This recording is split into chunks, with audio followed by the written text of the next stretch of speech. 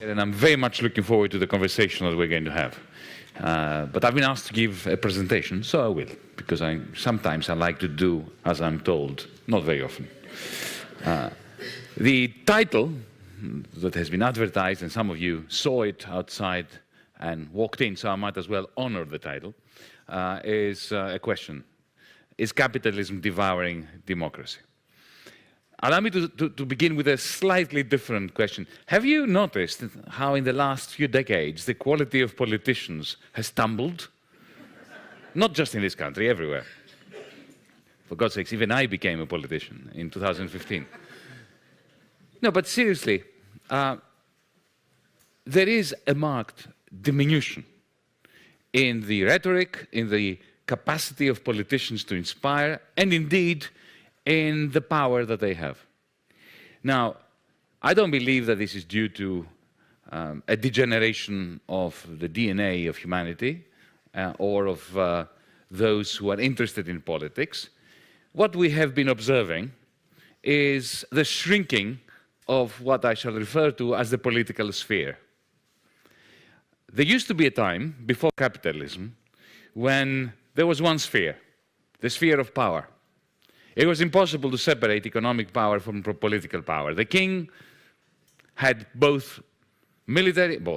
had military power produced political power, and political power and economic power were one and the same thing. There is no great mystery, really, as to why there was no economics 150 years ago. Think about it. Harvard University did not have an economics department in the 19th century. Why? Because there was no need for it before capitalism came of age. Before capitalism, the political and the economic sphere were one.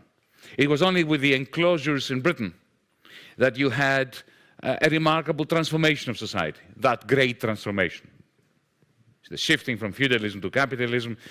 Effectively, the peasants were evicted from the land, replaced by sheep, because of the international trade routes that were creating an international market for wool, and some commodities like wool, like steel, like spices and so on, were emerging as international commodities with prices that were determined at the level of the international trade route system. And all the other commodities, goods, were effectively sidelined. So the lord of the land in Yorkshire or in Manchester had absolutely no incentive to retain those peasants planting idiotic little, vegetables, when they could just chuck them out of the land, replace them with fat sheep, whose wool suddenly had an international exchange value. But the enclosures created the working class. It created the commodification of labor. Up until then, people worked very hard, but they didn't sell their labor. We had a very interesting reversal of the timing of economic production and distribution. Under feudalism, we had work, production first. People actually toiled, they worked the land, and they produced the harvest. Production came first. Then came distribution. The lord of the land, or the manor or whatever, would send the sheriff in and take his cut from the harvest. How much he would take and how much he would leave behind was a political issue. It had to do with military power. It had to do even with the benevolence of the Lord. It had to do with the extent to which the Lord needed to keep the peasants on side in case another lord tried to usurp his property rights over the land. It was a political, diplomatic, ethical, religious, economic process that determined distribution after production. And then finally, the surplus that the Lord amassed was sold in nearby markets, and that created a financial surplus for the Lord, which then he lent out. So we had production, distribution, and then finally, finance. But with the enclosures and the eviction of the peasantry, we had the exact opposite. Because suddenly, the last thing that lords wanted to do is to work or to be entrepreneurial. So the replacement of the peasants with the sheep meant that suddenly every acre of land had an economic value, an exchange value, a price. That did not exist. That was not the case before. Why did it acquire this price? Because you knew how many sheep you could raise on an acre. You know how much, more or less, wool you would produce. International markets were providing the equilibrium price of the wool, so you knew how much exchange value, money, you could gather per acre of your land. And of course, then, once that price was established, that exchange value per acre was established, suddenly land became a commodity, to be rented out, to be sold, to be purchased. There was no real estate market before that. Land was either you inherited land, in which case you had it, and if you never inherited land, you never got it. And the only way of effectively getting land that you didn't have was through war, through conquest, or if the king decided to grant you a plot of land. There was no such thing as a market for land, and there was no such thing as a market of labor. The enclosures, the eviction of the peasants created land as a commodity, and of course labor as a commodity, because the evicted peasants, effectively, they were roaming around the country, knocking on doors saying, I will do anything for work, for a piece of bread. That's the first labor market. That had never happened before in the history of humanity. People with nothing selling their labor time. That's the beginning of capitalism. But with this, you have the separation of the economic from the political sphere for the first time in our history as a species. Because suddenly you had merchants who acquired huge power through the accumulation of financial surpluses. Because the internationalization of those trade routes, the emergence of these few commodities as international commodities that bestowed substantial financial surplus upon those who handled them, whether they were the merchants, the ship owners, or the lords of the land, whose land now was used in order to cultivate, in inverted commas, wool. For the first time, you had this separation. You had lords whose political power and social power was now becoming increasingly disproportional to their economic power. You had those dirty merchants, as they considered them, the riffraff, the ugly, dirty merchants, acquiring huge quantities of economic power that had nothing to do with their social status. They were not allowed in the palace, they were not allowed in parliament, they were not allowed in the gentlemen's clubs in London, and suddenly they had a lot more economic power than the lords. So the economic and the political sphere separated. And with industrialization, you throw into this mix James Watt's great invention, the steam engine, and this process just goes berserk. And you have globalization, which Karl Marx and Friedrich Engels in the Manifesto described in the most poetic language when they say that capital must nestle everywhere, it must settle everywhere, it must enter into relations everywhere. And it was interesting because when Marx and Engels were writing that, it hadn't happened yet. But they foresaw the process that we live in, globalization. And with globalization now, we have, well, with this process of globalization, you have the establishment of these completely separate two spheres. Now, interestingly, in the 19th century, you will recall this. Well, you live in a very historic town. Liberalism was a philosophy, a political philosophy, at odds with democracy. To be a liberal, a genuine liberal, you must have been very skeptical about democracy, if not completely and utterly anti-democratic. The whole point about liberalism was how to preserve the right to track, barter, and exchange, in Adam Smith's famous expression, which was a right that many of the liberals, including John Stuart Mill, a very liberal person, a very progressive person for his age, he considered the idea of democracy. What is democracy? It's the rule of the many, to be a great impediment, if not a great threat, to liberalism. So this when we talk about liberal democracy today, we're talking about something that in the 19th century was a contradiction in terms. To be a liberal meant that you did not believe in democracy. Yeah? Now, what was it that brought about a change, a transformation? Suddenly, liberals started embracing the idea of democracy. It was economic crisis, financial and economic crisis, beginning especially in this country, but also in Europe in the 1840s. Because the moment capitalism started turbocharging itself with the creation of what I will describe as networked companies, with the advances in electromagnetism, with, electric engines, the telegraph, all the communication technology, electricity grids. When electricity comes into production and we move beyond steam, that's the second industrial revolution. When Edison created his empire, he created a networked company. Remember, from the electric bulb to the power generating station, to the grid, everything was part of this. We talk about Google now and Apple as being mega companies. Well, the mega company was invented with the second industrial revolution.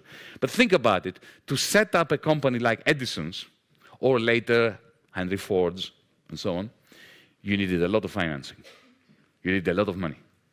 So suddenly, the new reversed order becomes very significant, because now, ever since the peasants were thrown out of the land, ever since the enclosures in Britain, the Lord rented out, or leased out, an acre or a few acres to an ex-peasant and said, okay, I will charge you rent, you raise the sheep here, and you keep the difference, the residual payments. So once you pay for the land, me, once you pay the workers, the ones that have been expelled and now are working for a piece of bread, subsistence wages, once you pay for the sheep, for the shearing scissors, whatever it is that you're using, your capital equipment, what you keep in the end is yours, is your profit. So suddenly these proto-entrepreneurs were forced, they didn't choose to do it, they were forced to become entrepreneurs. But how do you become an entrepreneur? First, you borrow. And usually you borrow it from the landlord. The landlord lends you the money to pay him rent, with interest. So you see the reversal? Instead of finance coming at the end, we used to have production, then exchange or distribution, and then finally finance. Now we have finance first. First, at the beginning there was the loan. Once the loan comes in, you hire the workers, you pay the rent, immediately you have distribution. So you have finance first, distribution second. The last thing that happens is production. So finance suddenly acquires a very special place in capitalism.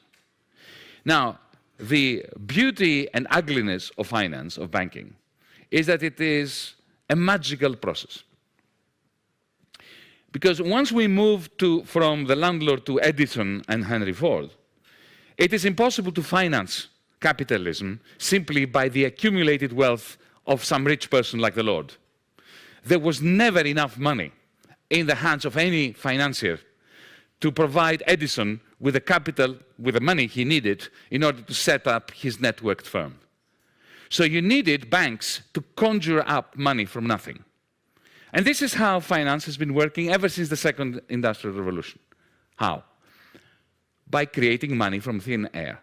There is a common fallacy in the popular culture that we live in, that banks operate like vaults, whereby you and I put our savings in, and somebody else goes to the bank and borrows money that comes from our savings, and that the banker makes a profit as a result of the difference between the interest rate that he pays us for depositing our money into his vault and the interest rate that he charges the person that has borrowed money in order to invest in a shop, in a factory, whatever. That is not what is going on. If you go to the bank tomorrow morning and you get a loan from the bank, the money is going to come out of thin air. The bank will create it out of nothing. it's really very simple. You get $100,000 to buy a house, to buy whatever, to invest in a business. What will happen is somebody's going to type 100,000, 100,000 into your bank account. So it's conjured up. The ancient Greeks had a word for money, nomisma, or coin, which comes from the verb nomizo, which means to imagine.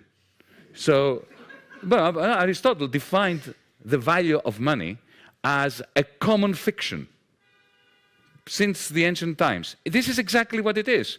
So the banker simply types the money in there. You put your card in the ATM, and suddenly you have 100,000.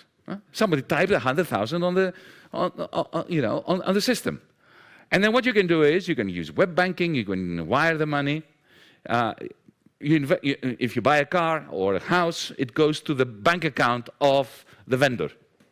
If you invest in a shop, it goes to the landlord, to another bank account, with the same banking system. It doesn't matter whether it's the same bank or not. So these digits that were typed into your account simply are transferred to another account. That's all that happens. Now, the hope of the banker is that you are going to use this money productively, you're going to earn money from that, and then you will give the banker the money that will effectively tie up that loose end with interest. Now, to the extent that this works, and it really works magnificently, in my book I relate this in the form of a metaphor, a science fiction metaphor. It's a bit like a banker being the specially gifted magician who has a very long arm and can push his arm, it's usually a he, so allow me not to say she or he, right? Through the timeline. He pushes his hand into the future, grabs value that has not been created yet, brings it, snatches it from the future, brings it into the present, and gives it to you. Hopefully, you do productive things, and you create the value that will repay the future. This is my preferred metaphor for what bankers do. But once they learn the beauty and the glory of doing this, and they are privileged, in a privileged spot, because they can take value from the future, bring it to the present. They don't do any work themselves. And because they are the mediators between future and present value, they're ultra-rich, and not only ultra-rich, but central in societal processes, political processes. Yeah? So if you do this and it works, why not do more of it? Keep snatching more value from the future and bringing it to the present, and more and more. At some point, the present can no longer produce the value that it needs to produce in order to repay the present. And at that point, suddenly, those of us who have borrowed money, or some of us, have no capacity to repay it. A recession begins. People that work for us lose their jobs. They cannot repay their own loans, and then suddenly, the book of the bank is full of loans that are non-performing. At that point, if you and I, or those of us who have some money in the bank, realize that this is happening, we panic, we rush to the bank, this is a bank run, we ask for the cash is not there. And then you have the financial crisis that we had in this country and in Europe from the 1840s onwards. Now, to a very large extent, the United States of America, the way you understand your own country now, is the product of the political response to a sequence of financial crises beginning from the 1840s. Even the creation of the Federal Reserve in the beginning of the 20th century was a result of J.P. Morgan saying, I've had enough of bailing out my mates. Let's create a Federal Reserve that is going to be doing the job. And of course, he created it. It was all stitched up amongst the bankers. Think of all the great institutions of this country, like Social Security, food stamps. They're the result of 1929. It's what brought this nation together, what created the United States of America the way you understand it. It's a sequence of financial collapses that puts together nations and polities and democratic processes. So let me go back to the beginning. We used to have one sphere of power. It was political, economic, cultural, military. Power had many different facets, but it was one sphere in which it emerged from. Then it separated into two spheres, the political sphere and the economic sphere. And as it did, the political sphere was increasingly democratized. Why? Because all the important decisions were moving to the economic sphere. So legitimacy, political legitimacy, and the capacity of the regime, of the system that we live in, to maintain itself and to be sustainable through the common belief amongst the people that this is a legitimate system, was based on democratization, of giving people the idea that they had control over their communities, the nation, their politics. But this democratization was only accepted by the proponents of liberalism to the extent that all the important decisions were migrating from the political sphere as the political sphere was democratized. Women understand that. It's like, you know, the feminization of certain professions. When women moved into teaching, teaching lost its power. When they moved into health, in Greece now, a majority of judges are women. And you should see the judicial system collapsing. So it's a very, very similar process that we see. Power is migrating from the economic sphere to the political sphere, and the political sphere is democratized, increasingly. Now, something fundamental happened beginning in this country in the 1970s.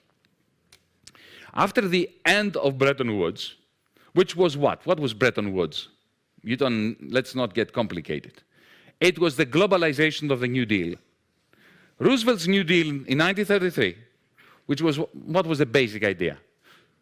To put the financial genie, the banking genie, back into its bottle, to make banking boring, effectively to ban bankers from doing things that allow too much money to be created and too many bubbles to be built up, mobilizing idle savings, the idle savings of the richer members of society, and putting those idle savings, turning them into a force in the public interest, infrastructural works, public works, education, social security, and so on. That was the New Deal. In 1944, towards the end of the war, the New Dealers extended that New Deal internationally, as Europe was just a pile of ashes. Japan, you don't need me to explain what happened to Japan in 1945. So Bretton Woods, it was a magnificent system. Think about it. The United States officialdom in DC effectively designed a global capitalist system that was like a planned economy. You have fixed exchange rates, 4% interest rates forever, 20 years of 4% interest rates, no ups and downs. It was maybe plus or minus 0.1%. So you knew what your mortgage rate would be in the next 20 years. You knew if you wanted to change dollars for British pounds, you knew how many pounds you would get. You would get the same quantity year in, year out. So it was a world which was a nightmare for financiers. And of course, that was by design. Did you know that in the Bretton Woods Conference in New Hampshire in 1944, Roosevelt imposed one single rule on his own. The rest he left to his minions. There were representatives from 100 different countries. Most of them already, they were not even liberated yet. They were under occupation because it was 1944. The Second World War had not ended. Experts, diplomats, politicians, and so on. One species of humanity was banned from entering the Washington Hotel. Bankers. A whole monetary global system was created on condition that bankers would not be part of it. Yeah, interesting. You know, if anybody proposed this today, they would immediately be branded as raving communist lunatics. This was Bretton Woods, 1944. You know, it's important to think back about possibilities when we think of what is possible. Well, what happened in 1944 in Bretton Woods in 1930, 1931 in this country would have been completely pie in the sky. So anyway, but that system collapsed towards the end of the 1960s, officially 15th of August 1971, with Nixon's announcement that it's kaput, it's finished. I'm not going to go into this. But what happened after that was a very interesting, fascinating reversal in the flow of trade and money around the world. Before the collapse of Bretton Woods, what was happening was this. This is how Bretton Woods was designed. America was a surplus country. The country with surpluses, with profits, especially after the Second World War, was the only creditor country. The only country that had surpluses, financial surpluses, surpluses of goods, a net exporter. And what the United States administration did as part of Bretton Woods was to say, okay, the only way of preventing a return of the Great Depression to this land by 1949, they were very worried about 1949 because it was 1929 plus 20. The only way of preventing it is to make sure that, okay, number one, we convert all the factories from military production to civilian production, producing white goods instead of tanks and bullets, producing cars instead of aircraft carriers. Right, but that's not enough, because those factories during the war economy were so productive in this country that they were capable of producing so many washing machines, tractors, and cars that Americans would simply not have enough use for them. So the only way of preventing the Great Depression from returning was by selling them to the Europeans. But the Europeans didn't have money. So New Dealers, being very practical people, said, we'll give them the money. It's what's called the Marshall Aid Plan. Surplus recycling. For 20 years, United States was recycling about 70% of American profits in Japan and in Europe, because this is what you do if you're a clever hegemon. What you do is you make sure that the only way that you can continue to have surpluses vis-a-vis somebody else is to finance them. Because if you don't, then they won't be able to afford to buy your stuff. Then you won't be able to have surpluses.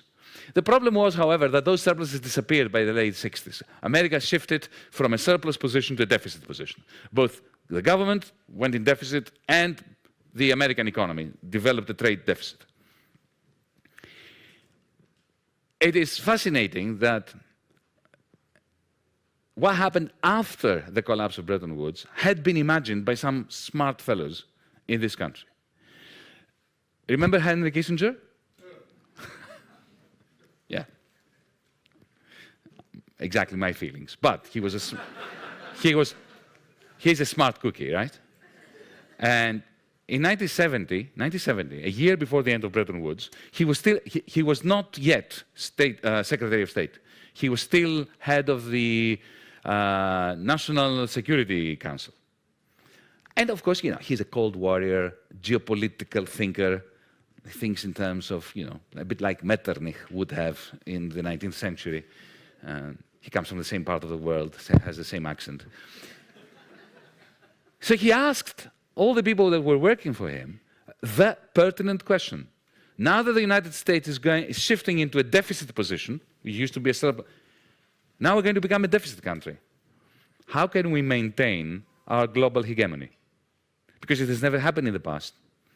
All empires, superpowers, fell once they became deficit countries or economic blocs.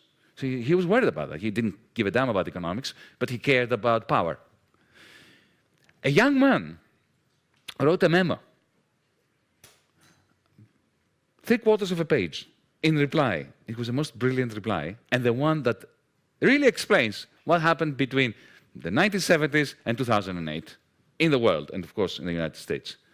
His answer was, it doesn't really matter whose surpluses are being recycled. What really matters to maintain in control is to be the one who is recycling other people's surpluses. Get it? We can maintain our superpower status, our hegemony, as long as we do the recycling of surpluses, even if the surpluses are not ours. Think about it. This is exactly the model that we have been living through between the 1970s and 2008. America turned into a deficit country. And now Donald Trump is complaining, we have a huge trade deficit with China, with Germany, we need to eliminate it. Either he's completely unschooled, or he's lying, or both. I added a third option. Because, look, the globalization would not have happened without the American deficits. The American trade deficit operated like a gigantic vacuum cleaner that was sucking into this country the net exports of Germany, of Holland, of France, of Japan, and later, of course, of China, keeping those factories going at full blast. And this deficit kept increasing. It is this increasing American trade deficit that kept globalized capitalism in rude health. Now, of course, the question then is, how was it being paid for? Because Greece had a big deficit, and look at what happened to us. Well, this is the exorbitant privilege of the United States of America. At the very same time that the trade deficit was expanding, the rest of the world was sending to this country 70% of all profits the Germans made, the Dutch made, the Japanese made, and the Chinese are making. 70% of global profits were coming into Wall Street, seeking higher returns, being used to purchase US Treasury bills, American government debt. And so you had a pure recycling loop. So recycling was discovered by this young man, whose name, by the way, is Paul Volcker, who then became the chairman of the Fed.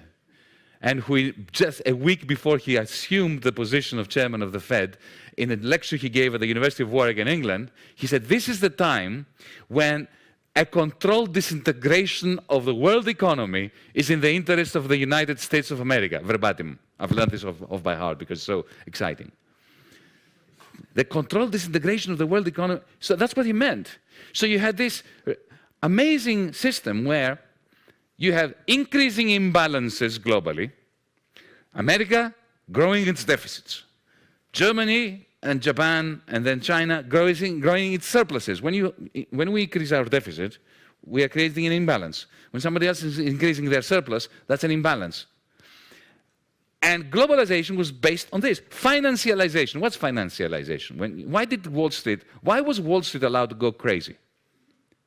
Why were all the checks and balances that the new dealers introduced and Bretton Woods introduced, why did they go to the dogs? Why did Larry Summers, I believe he's got some connection with this place, why was he allowed to commit a crime against logic and humanity, to unleash the Wall Street bankers from their shackles, the result being 2008? The answer is because without unleashing the Wall Street bankers, it was impossible to close that loop. The only way you could have this model of the world economy where the United States deficit was keeping the rest of globalization going, with the rest of the world sending its surpluses into Wall Street, for Wall Street to close the loop and pay for the deficit, was to let the Wall Street bankers do as they pleased. And when you do let the Wall Street bankers do as they please, you know what they do?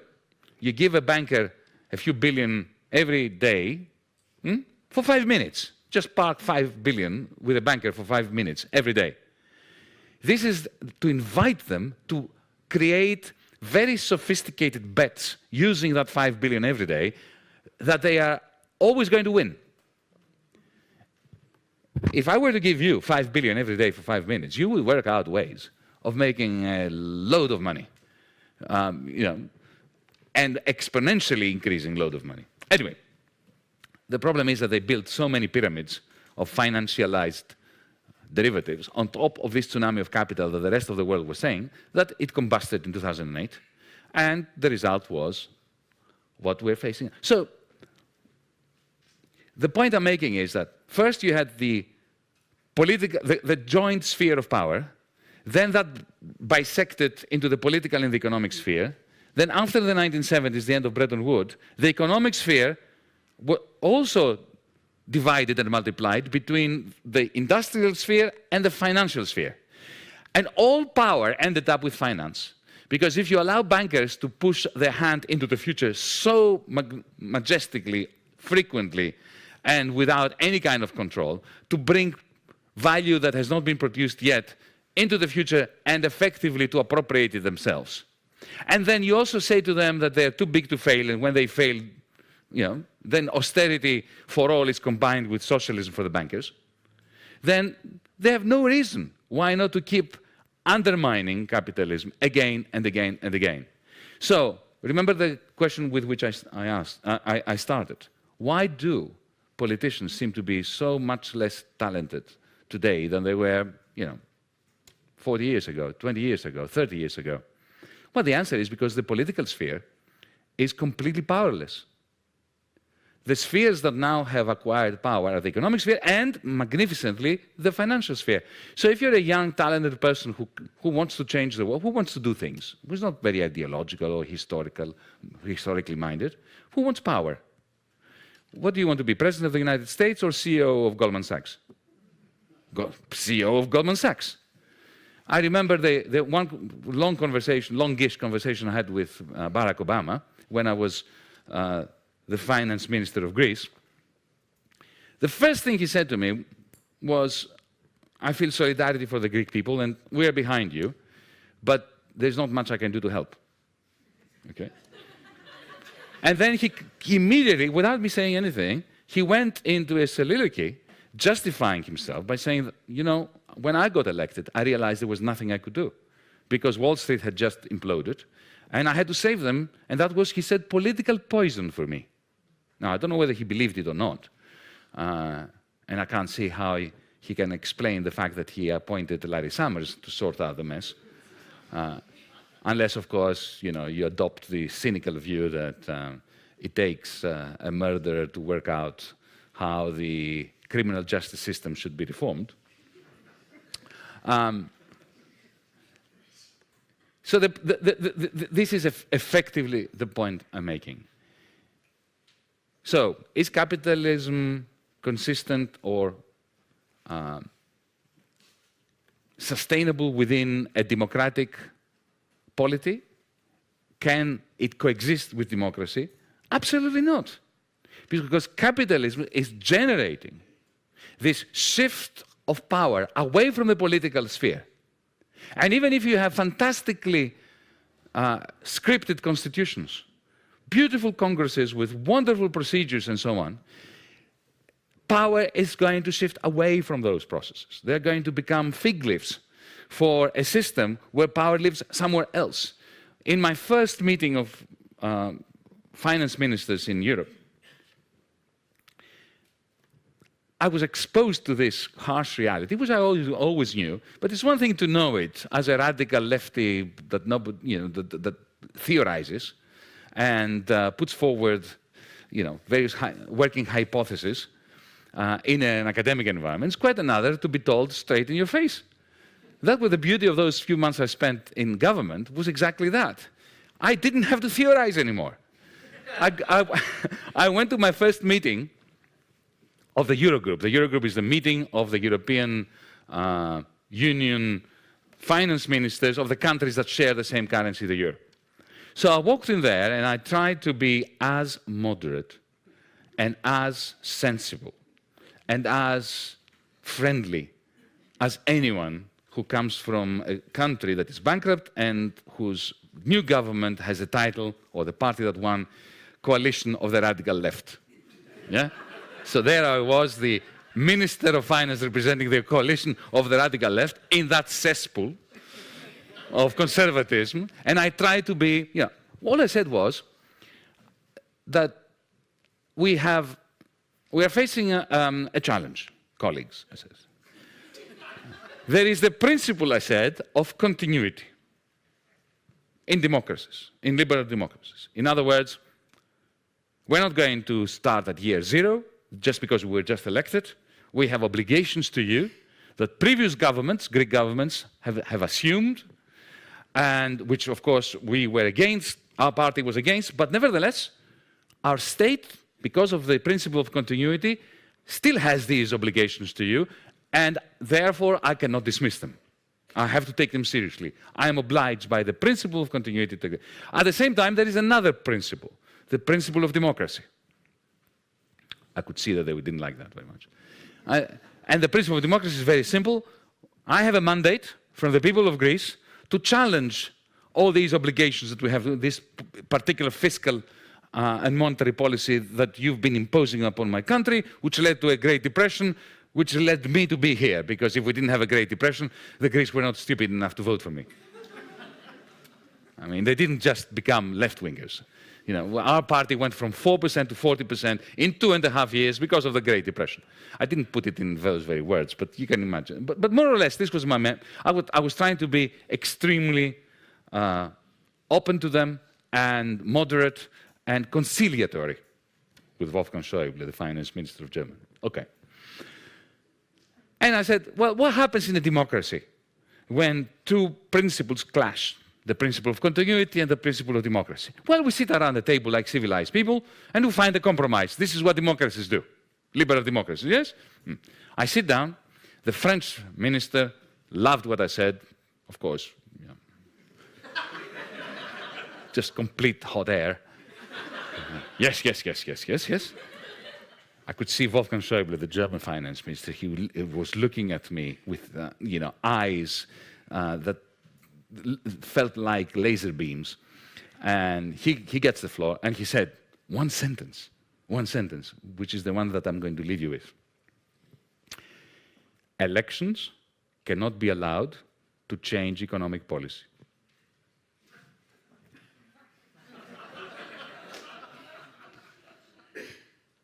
Got it?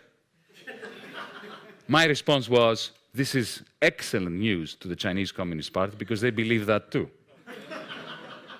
And I then came up with a proposal. This is why they hated me. I was very moderate. I said, in that case, Wolfgang, let's ban elections in bankrupt countries.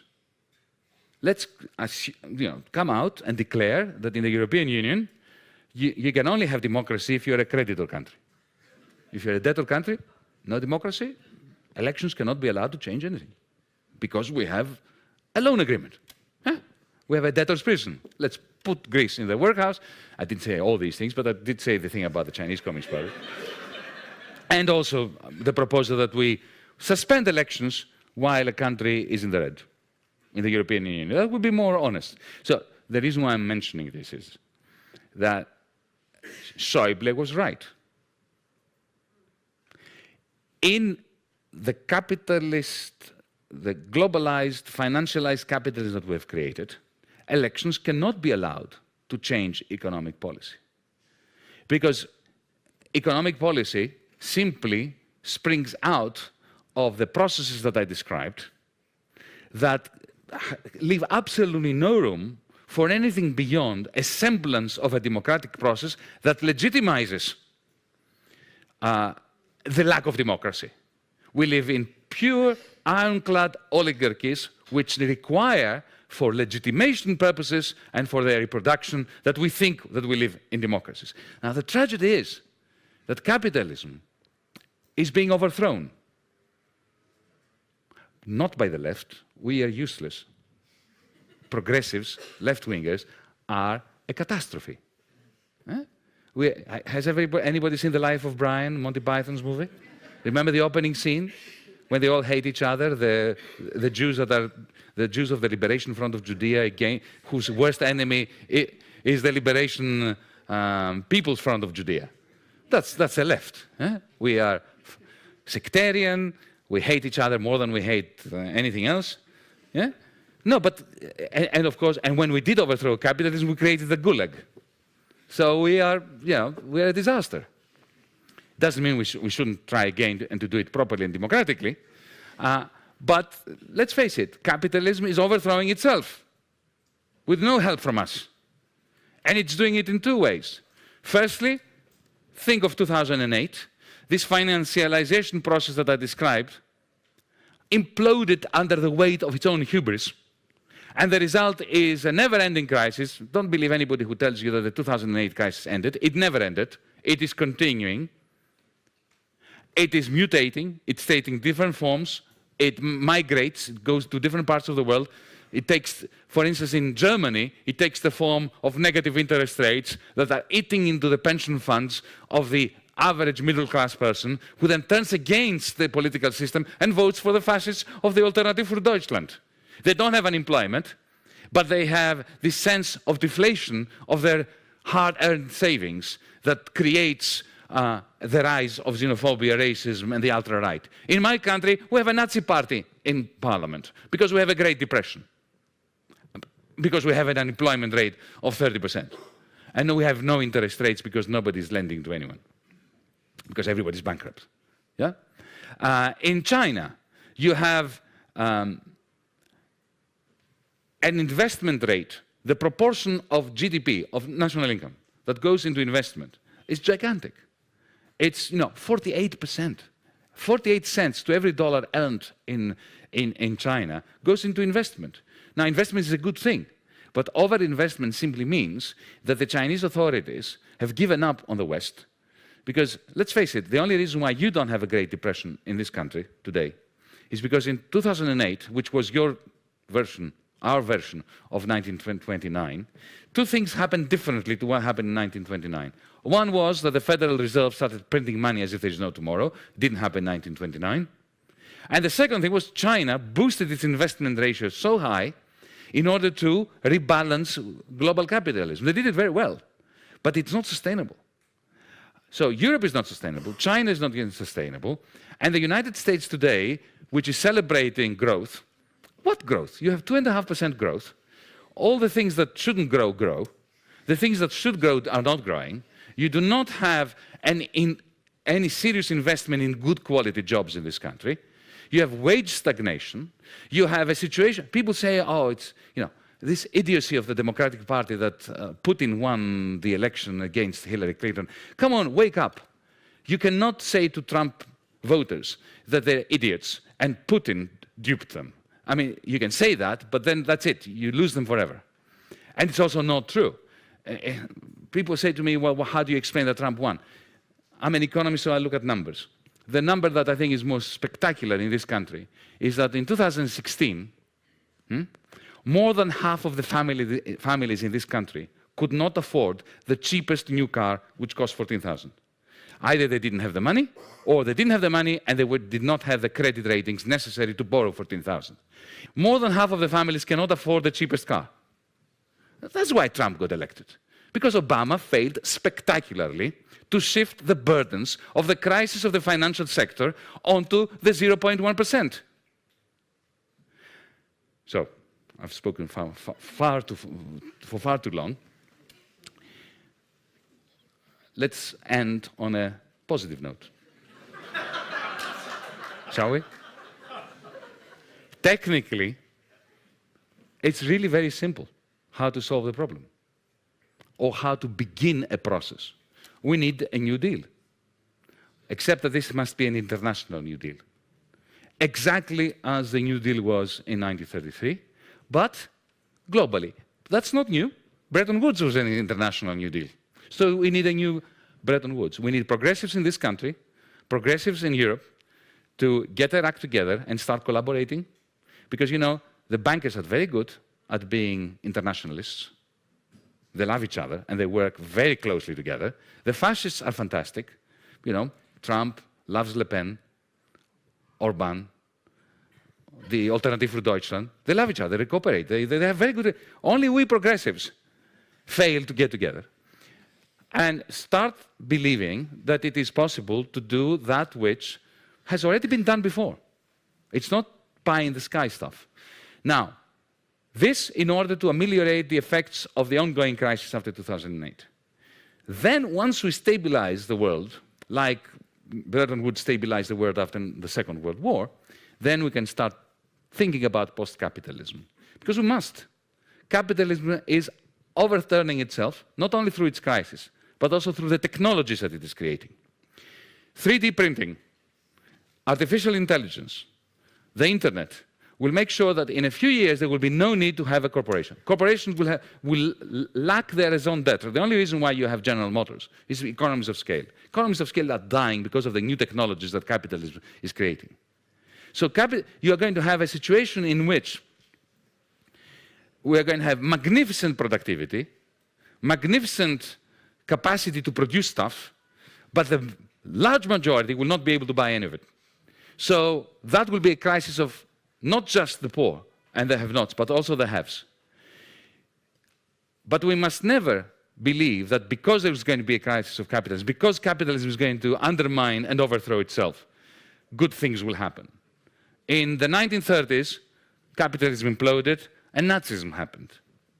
So we can have